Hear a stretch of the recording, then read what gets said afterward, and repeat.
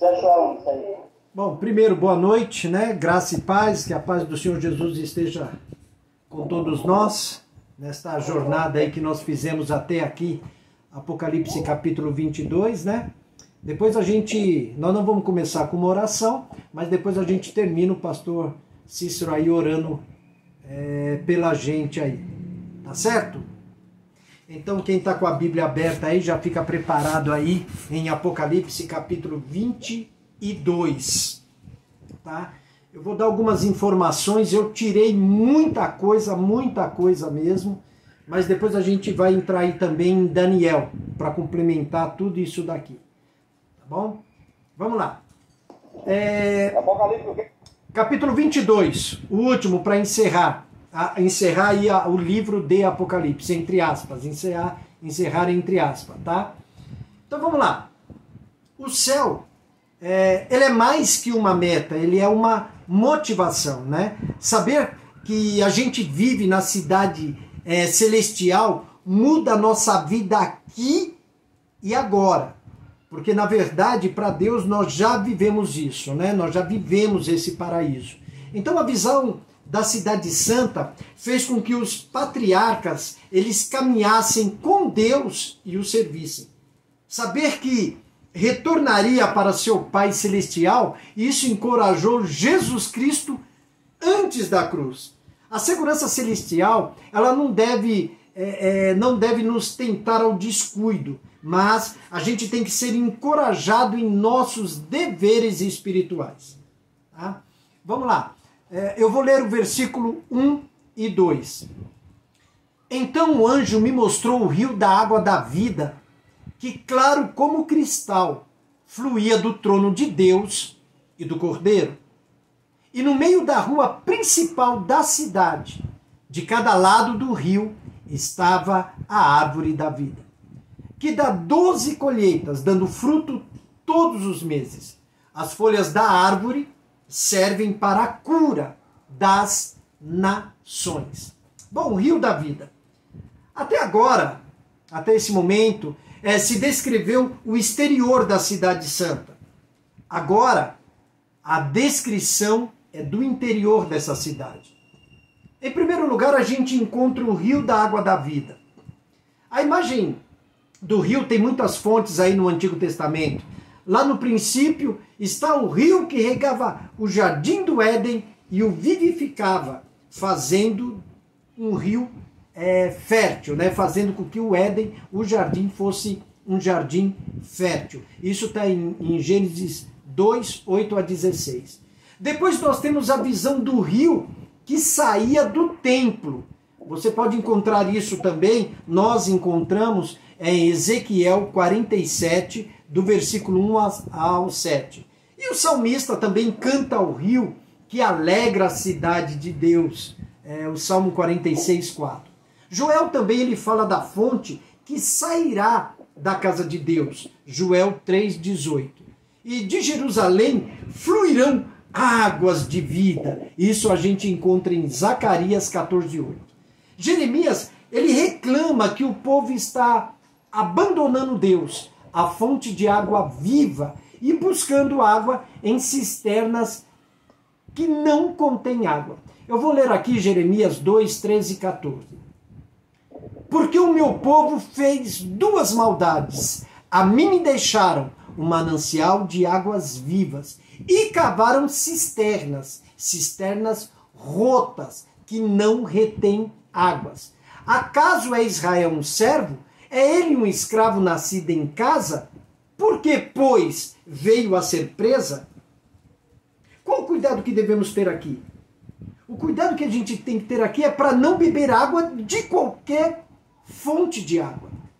A gente não pode beber água de qualquer lugar. Nós estamos vivendo os últimos momentos da terra. Nós temos que tomar muito cuidado com pregadores e pregações que estão vindo aí e coisas que, fora da palavra de Deus, estão tentando inculcar em nossa mente. Versículo 3, 4 e 5. Já não haverá maldição nenhuma. O trono de Deus e do Cordeiro estará na cidade, e os seus servos o servirão. Eles verão sua face, e o seu nome estará em suas testas. Não haverá mais noite, eles não precisarão de luz de candeia, nem da luz do sol, pois o Senhor Deus os iluminará, e eles reinarão para todo o sempre. Deixa eu pegar minha água. A gente vê nesses versículos que eles culminam com uma descrição da cidade de Deus. Não tem nada de amaldiçoado neles. Nada. Isso significa que não há nada nele que atrase, atrapalhe, manche ou complique a vida cristã. Nessa cidade celestial, o cristão que travou muitas batalhas na terra não vai encontrar nada que separe ele da pureza que buscou na terra, mas não alcançou, para alcançar agora plenamente. Então todas as correntes de conforto mundanas são turvas, mas estas águas são claras e refrescantes. Eles dão vida e preservam a vida daqueles que beberem deles, e eles fluirão para sempre. Os servos de Deus verão seu rosto. Então vai cumprir-se aí a promessa de Mateus 5,8. Os puros de coração verão a Deus. Somente, pode falar. Me tira uma dúvida aqui no versículo 2. Eu sempre tive essa dúvida. Versículo? Muitos anos atrás, acho que mais de 10 anos atrás, eu li esse versículo aqui do 22 de Apocalipse, eu não consegui entender. Eu vou ler novamente para o senhor. No meio da sua praça e de outra banda do rio, estava a árvore da vida, que produz 12 frutos, dando seu fruto de mês em mês. O que é isso? O senhor sabe isso? A gente não pode olhar literalmente, né? Mas se a gente vê isso daí, a gente pode imaginar árvores, né? Porque é o seguinte, para ter árvores tem que ter terra. Para que a árvore sobreviva, precisa ter rios. Então nós não estamos falando de uma morada celestial lá no céu, como se subentende. Nós estamos falando do paraíso aqui na terra. Da terra restaurada para como foi no começo. Então imagine aí que tenha o rio passando, árvore de um lado, árvore de outro, que darão os seus frutos e ainda servirá como cura para as nações. A gente tem que entender isso daí da melhor forma possível. Pode ser né? uma simbologia, pastor? Oi? Pode ser uma simbologia? Sim, sim, pode ser uma simbologia. Nós sabemos que a árvore da vida para nós é quem é a árvore da vida? Cristo. Sim. É Cristo. Ele é o nosso Messias. Ele é a nossa fonte de águas, né? É Cristo. Então, parece aí que está dizendo, falando de toda uma plenitude de bênçãos que haverá nesse lugar, nesse paraíso, nessa cidade santa, nessa terra santa. Né? É o que dá a entender disso aí, da plenitude dos benefícios de Deus sobre nós. O problema é que... No final do versículo fala assim, e as folhas da árvore são para a saúde das nações. Pode ver, né? Não está falando de enfermidade, não é questão de enfermidade física, né? Mas é como se fosse a palavra de Deus, as pessoas, as nações vivendo debaixo da palavra de Deus. Porque a única forma do mundo ter cura é se ela se voltasse para a palavra de Deus. O que está acontecendo? Quando Israel saiu do Egito, eles não tinham tudo de Deus? A roupa não gastava, as sandálias não gastavam, eles tinham comida, tinham água em pleno deserto, jorrava água de uma rocha. Eles estavam sobre uma cobertura de Deus assim, poderosíssima. Mas mesmo assim, o que eles fizeram? Rejeitaram. Sim. Né? Rejeitaram a Deus. O nosso problema é que nós não temos mais aquele acesso às escrituras, aos textos antigos, o original antigo, para entender plenamente. Mas a gente pode entender isso aí como a plenitude de Deus sobre a terra, que não haverá mesmo doença, não terá guerra, é saúde total, física e espiritual. Tá? É disso que está falando aí. Tá? Mas claro, qualquer pessoa, conforme vai lendo, pode ter um outro entendimento. Tá certo? Então vamos Amém. continuar. Somente em Cristo as pessoas podem ver Deus. Tá? E somente através dos méritos de Cristo o homem pode entrar na presença viva de Deus. Onde Deus está? A vida se torna ali uma adoração total. E também a santificação é plena. A visão termina com a promessa de que o povo de Deus governará para todo o sempre. Então os crentes estão a serviço de Deus com plena liberdade e em total submissão a Ele. Então aí nós encontraremos o único reino verdadeiro. Tudo é muito diferente de todas as visões puramente humanas de felicidade, né? A felicidade celestial é completamente contrário àquilo que nós temos aqui no mundo, né? Naquelas pessoas que estão interessadas nos prazeres do pensamento humano. Porque hoje é o que a gente mais vê, né? A pessoa, para ser feliz, ela acha que tem que beber, usar droga, cair bêbado. É aquela coisa assim que é até estranho, né? E humilhante para a própria pessoa, mas que infelizmente elas não enxergam assim. Mas a gente do lado de cá, a gente consegue ver o quão humilhante é esse tipo de vida que essas pessoas levam, né? Por isso que Deus sempre nos chama a estar orando por eles, né? E pregando, na medida do possível, pregando o evangelho para eles. Tá certo? Versículos 6, 7, 8 e 9.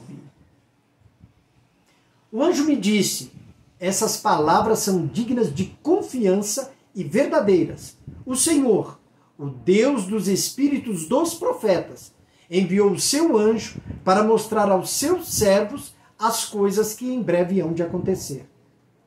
Eis que venho em breve, feliz é aquele que guarda as palavras da profecia deste livro. Eu, João, sou aquele que ouviu e viu estas coisas. Tendo-as ouvido e visto, caí aos pés do anjo, que me mostrou tudo aquilo para mim, para adorá-lo. Mas ele me disse: não faça isso. Sou servo como você e seus irmãos, os profetas, e como os que guardam as palavras deste livro. Adore a Deus. Então, o que nós encontramos aqui é que as revelações do Apocalipse, elas são totalmente confiáveis. Este livro não é o Apocalipse de João, mas o Apocalipse de Jesus, uma revelação do céu. Portanto, é a verdade e a verdade de Deus, né? Tanto que o livro de Apocalipse disse que Deus revelou para Jesus para que ele nos revelasse. De tamanha importância que é. A obediência à revelação de Deus, ela produz para a gente bênçãos. Primeiro, a gente precisa fazer um backup, a gente precisa guardar, né? Isso significa aceitar o conteúdo como legal, sem modificar, sem adicionar ou remover nada do seu conteúdo. Nada. Isso é valorizar a integridade do texto. Segundo, a gente tem que procurar ouvir, fazer e se atentar, olhar, se atentar. Isso serve para a gente avaliar a importância do texto que nós encontramos aqui neste livro. O livro de Apocalipse, ele não foi escrito para explicar o futuro, tá? Ele foi escrito para que a igreja pudesse viver dentro da vontade de Deus. Além de nos contar sobre o fim, a profecia também nos prepara para esse fim. Então, assim, a mensagem do Apocalipse vem de Deus e é sobre Jesus. Deus é a fonte da revelação do Apocalipse, deste livro aí. Conhecido como Apocalipse, livro da revelação. Tá? Deus é a fonte dessa revelação. Jesus, ele é o conteúdo da mensagem do livro. O livro fala sobre sua glória, sua mensagem, sua noiva, sua vitória. Os anjos não são a fonte da revelação, mas eles são os instrumentos da revelação. Então, quem foi João? Ora, João, ele foi testemunha ocular e também o destinatário da revelação. Ele ouviu e viu. Ele caiu como se estivesse morto aos pés de Cristo. Cristo o ergueu e o anjo rejeitou sua adoração. A igreja, ela é a destinatária do livro. A mensagem foi enviada às 7 igrejas da Ásia. Além disso, ela também foi enviada a todas as igrejas, em todos os momentos e em todos os lugares. Até aqui tudo bem? 10 e 11. Então me disse, não cele as palavras da profecia deste livro, pois o tempo está próximo. Agora o 11. Continue o injusto a praticar injustiça. Continue o imundo na imundícia. Continue o justo a praticar justiça. E continue o santo a santificar-se. Esta passagem aí, ela enfoca a vinda iminente de Cristo. O orador nesta passagem deve ser o próprio Jesus Cristo ressuscitado. Então, entre os testamentos havia sempre uma instrução para selar o livro e guardá-lo, para ser aberto somente num futuro distante. A gente lê em Daniel que a visão deve ser encerrada, Daniel 8:26, porque não se cumprirá por muito tempo. Mas agora, com João, não teve tempo para isso. Cele o livro. O livro deve ser aberto e lido. Porque o que há nele? Bom, a notícia que ele dá está prestes a acontecer. A gente observa que o mundo caminha numa loucura muito rapidamente, né? As coisas ruins, elas têm sido... A gente tem vivenciado essas coisas muito rapidamente. A doideira das nações, dos povos, das pessoas, os próprios governantes, tá uma coisa assim terrível, tá certo? Então, não é tempo de fechar o livro de Apocalipse, é tempo de abri-lo, é tempo de escancarar esse livro, é tempo de pregar esse livro. Tá? Porque a coisa é séria. Talvez muitos de nós, muitos no nosso meio, não dê tanto valor a isso, mas a coisa é séria, muito séria. Chega um momento, quando a gente lê esse versículo 11 aí, a gente vê que chega um momento em que é tarde demais para mudar. É tarde demais. Você pode conferir com Daniel 12:10 e Ezequiel 3:27. Porque chega um momento em que certas características, elas ficam arraigadas em nossa personalidade. E novas situações fazem com que essas características se tornem mais profundas ainda dentro de nós. Esta é uma das nossas tragédias. Podemos rejeitar a oferta de Cristo porque não podemos aceitá-la. Isto verdadeiramente é um pecado contra o Espírito Santo. A gente pode simplesmente não querer. Não quero. Não posso aceitar isso aí. Eu não posso aceitar ficar sem beber, eu não posso aceitar ficar sem usar droga, eu não posso aceitar ficar sem me prostituir, eu não posso. Deus é bom, Deus é amor. Tá, mas o que tem a ver isso com nós seguirmos uma vida o mais reta possível diante dele? Segundo, deixe cada um fazer o que quiser. É como esse versículo 11, é mais ou menos, é como se Cristo estivesse fazendo isso, tá? Ó, deixe cada um fazer o que quiser. Não farei nada para forçá-lo. Eu não forço ninguém. A única arma que eu utilizo é a persuasão. Que cada um seja o que escolheu. Mas se alguém permitir, posso renascê-lo. Cada um tomará sua própria decisão.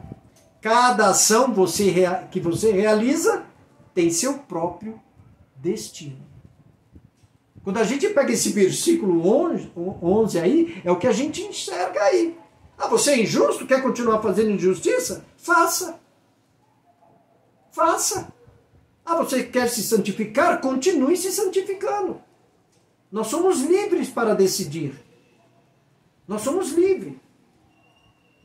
Às vezes a confusão que nós trazemos para a nossa mente é desvirtuar a palavra de Deus.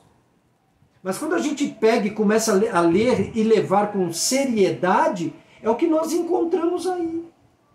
Né? O que a gente está vendo aí no versículo 11.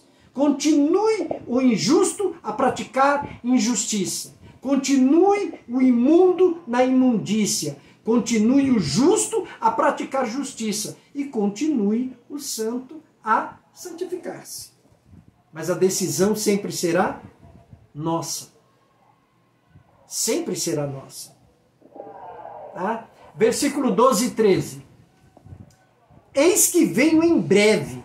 A minha recompensa está comigo e eu retribuirei a cada um de acordo com o que fez. Eu sou o Alfa e o Ômega, o primeiro e o último, o princípio e o fim. Isaías 44:6 diz assim: assim diz o Senhor, o Rei de Israel, o seu Redentor, o Senhor dos exércitos. Eu sou o primeiro e eu sou o último. Além de mim não há Deus. São palavras também que soam muito sério, mesmo para gente que se diz cristão.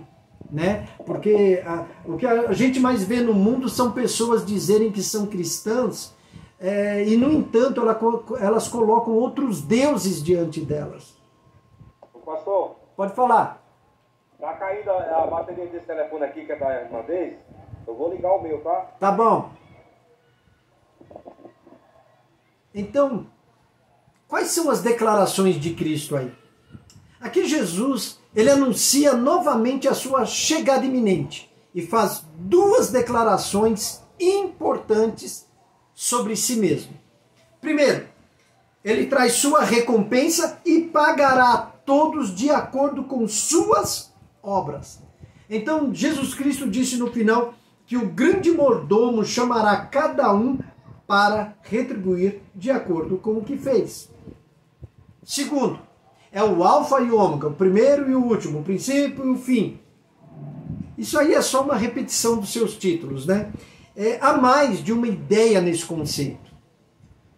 Primeiro, a ideia do todo. Os judeus diziam que Abraão tinha seguido a lei de Aleph a Tal. Eles queriam dizer que observou toda a lei. Neste caso, o símbolo aí significa que Jesus Cristo é tudo e tem tudo em si, que não precisa de nada de outra fonte para completar. Segundo, a ideia aí de eternidade. Sendo o primeiro e o último, inclui todo o tempo. Terceiro, a ideia de autoridade. Os rabinos eles diziam também que, sendo Deus o princípio, não tinha recebido o seu poder de ninguém. Sendo o meio, não compartilha seu poder com ninguém. E sendo o fim, nunca entrega seu poder a ninguém. E acredito que eles tenham muita razão em dizer isso, porque tudo que recebemos de Deus hoje é em partes, né? São pequenas porções que ele nos garante do chamado poder, da chamada autoridade, né? Mas ele nunca, Deus em hipótese alguma, o grande soberano Deus, o Criador de todas as coisas, nunca, jamais entregará o seu poder a ninguém. Não tem como fazer isso. É impossível Deus fazer isso. Tá certo? 14:15 agora. Felizes os que lavam as suas vestes, para que tenham direito à árvore da vida e possam entrar na cidade pelas portas. Fora ficam os cães, os que praticam feitiçaria, os que cometem imoralidades sexuais, os assassinos, os idólatras e todos os que amam e praticam a mentira. Bom, agora a gente vai falar aí sobre os aceitos e os rejeitados. Quem entra na cidade de Deus e quem fica fora dela. Tá? Primeiro aí, quem entra? Quem lava as suas túnicas tem direito de entrada. Esta frase descreve a parte que corresponde a cada pessoa no seu processo de salvação. Segundo João, todos devem lavar suas roupas no sangue de Cristo. Para usar outra imagem semelhante, a gente pode dar aí água e sabão para uma pessoa se lavar, mas a gente não pode obrigá-la a se lavar se ela não quiser. Aqueles que entram na cidade de Deus são aqueles que recebem e aceitam o sacrifício de Cristo. Esses são os admitidos diante da sua presença e que entram pelas portas. Agora vem a lista dos que não serão admitidos na cidade de Deus. A gente já viu uma lista similar aí em Apocalipse 21:8, tá certo? Ali se tratava dos que serão lançados no lago de fogo. A única palavra nova que aparece aqui é os cães. Então tem duas possíveis interpretações aí desse termo. Na antiguidade, o cão simbolizava todo o impuro e selvagem. Sweet diz assim: ninguém que tenha visto os cães vagando pelas ruas de qualquer cidade oriental pode maravilhar-se pelo desprezo que seu nome suscita na mente de qualquer oriental. Para o judeu, um cão não era um animal doméstico ou um guardião. Sua ideia era a do cão vagabundo, sem casa, nem dono, que rouba e até mata quando a fome o persegue. É por isso que os judeus chamavam os gentios de cães. Havia um dito rabínico lá, que, segundo o qual quem come com um idólatra é como se comesse com um cão. Quem é o